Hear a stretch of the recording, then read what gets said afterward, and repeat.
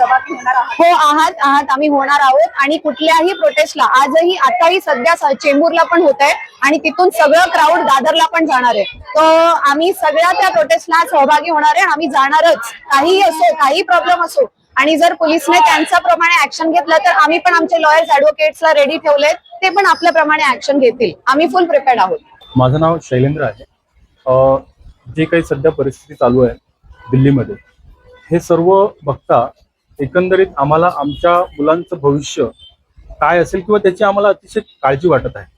जर या पद्धतीने मुलांना जे नीट परीक्षेमध्ये झालं, मुलांचे जे काही पेपर फुटले, त्यामुळे काही मुलांनी जीव दिले.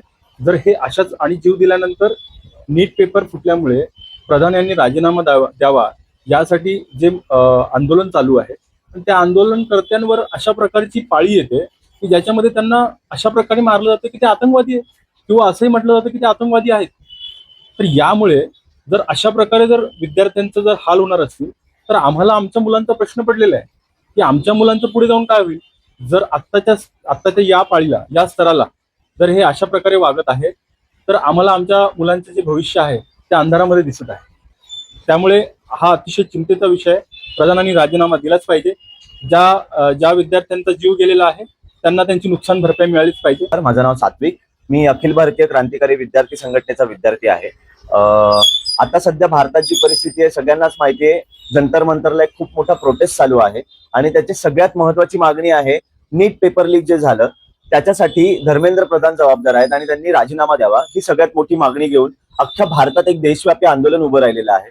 आपल्या सगळ्यांनाच माहिती आहे की भारतात प्रत्येक छोट्या छोट्या शहरामध्ये आता वेगवेगळ्या ठिकाणी लोकांचा जो मनस्ताप आहे, संताप आहे, तो रस्त्यावर येऊन लोक त्याचं प्रदर्शन करतायत.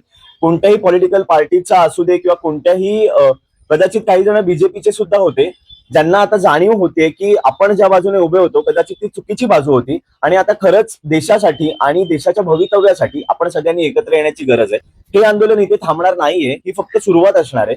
त्याच्यानंतर मोठ्या मोठ्या प्रमाणावर लढे होत राहतील आणि जोपर्यंत भारतातली शिक्षण व्यवस्था सुधारत नाही तोपर्यंत हा लढा असाच चालू राहील.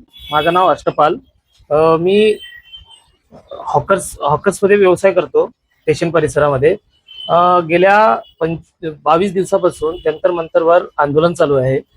जे नीट पेपर लीक झालेलं आहे त्या संदर्भात मी धर्मेंद्र प्रधान यांनी राजीनामा द्यायलाच पाहिजे, ही त्याची एक नैतिक जबाबदारी आहे. जबाबदारी घेऊन जे पेपर लीक झाले आणि ज्या विद्यार्थ्यांनी आत्महत्या केल्या त्या विद्यार्थ्याच्या संदर्भात त्यांना 1-1 कोटी रुपये जाहीर करावे सरकारने आणि धर्मेंद्र प्रधाननी राजीनामा द्यावा. आणि डोंबिवली स्तरावर आम्ही येणाऱ्या काळामध्ये लॉंग मार्च करण्याच्या प्रयत्नामध्ये आहोत.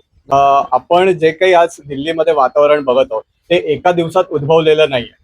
माझ्या मते आपण बघतो की किसान आंदोलनाच्या वेळी सुद्धा ज्या प्रकारे या सरकारने किसानांना, शेतकऱ्यांना वागणूक दिली आणि खतखत आदिवासींची आहे, शेतकऱ्यांची आहे, कामगारांची आहे, ही सगळ्यांची खतखत होती. सोशल मीडियामध्ये पण आपण बघाल जे कोणी सरकारच्या विरोधात बोलणार त्यांना आतंकवादी घोषित केला, किंवा महिला असेल तर तिला रेपची सुद्धा वॉर्निंग देण्यात आलं सोशल मीडिया. तर ही जी खतखत होती मला वाटतं ही आता फुटलेली आहे आणि त्याचंच आपण रिफ्लेक्शन बघतोय की दिल्लीमध्ये दिसत आहे.